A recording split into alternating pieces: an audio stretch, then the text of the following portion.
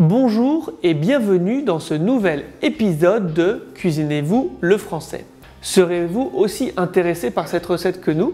Nous sommes donc au château de la Masure pour vous présenter cette entrée originale avec des légumes plus rares que ceux que l'on utilise tous les jours, mais pas moins délicieux. Nous allons préparer des légumes racines caramélisés au miel.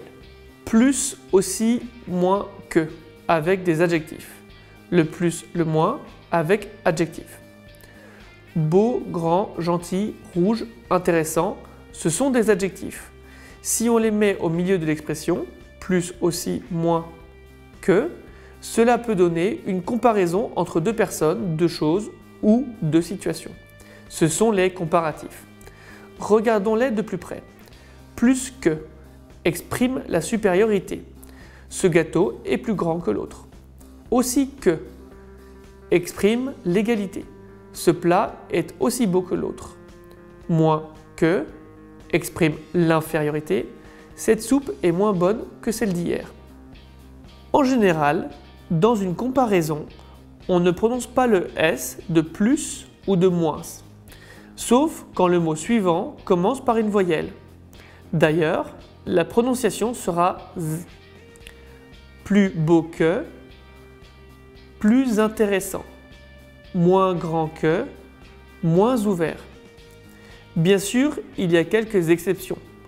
Par exemple, on ne dit pas plus bon que, mais meilleur que. Je suis meilleur en français que lui. Par contre, moins bon que existe. Je suis moins bon en français que lui. Regardez bien, même exception, cette tarte est la meilleure. Voilà, la situation est claire maintenant.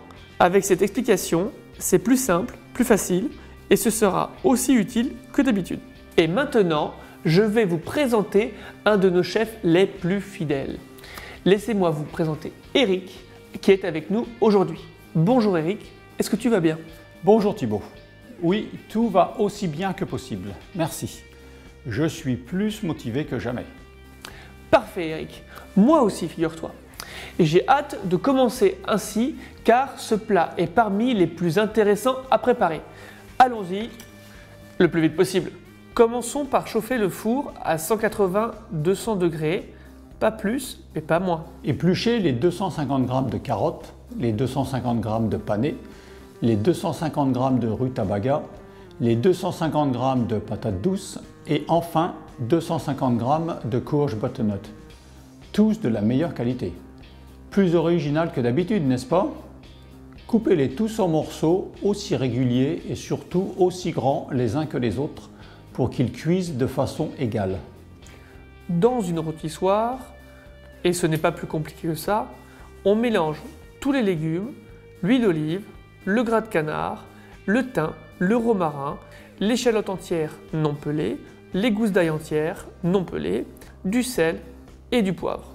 Quoi de plus facile? La plus grande originalité de ce plat est dans le choix des légumes en fait. Rien n'est plus vrai. Après 30 minutes au four, voici la partie la plus goûteuse. Nous prenons du miel de la propriété que nous considérons comme un des meilleurs. On rajoute donc votre miel dans la rôtissoire en le mélangeant aux légumes aussi délicatement que possible. Au bout de 30 minutes supplémentaires, on obtient la plus belle couleur dorée, comme caramélisée. C'est une entrée idéale pour les jours d'hiver les plus froids car elle est chaude et assez sucrée. C'est une des recettes les moins difficiles à réaliser. Le plus gros problème et surtout la tâche la plus longue, c'est la pluche, c'est-à-dire peler les légumes. Nous voici à la fin de cet épisode de Cuisinez-vous le français que nous avons essayé de rendre le plus intéressant que possible. Vous en savez un peu plus à propos de la grammaire française qu'avant.